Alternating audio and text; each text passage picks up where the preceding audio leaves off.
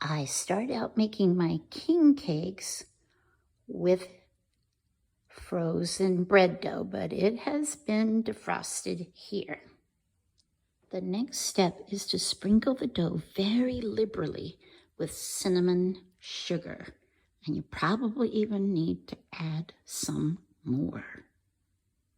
And I'm a chocolate freak, so I like to add chocolate chips to my king cakes.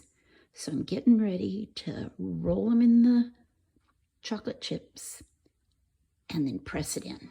Now I have 3 baby king cakes ready to go in the oven for about 20 minutes at 350. The baby cakes just came out of the oven. Now they are cooling to get ready for the icing and sprinkles.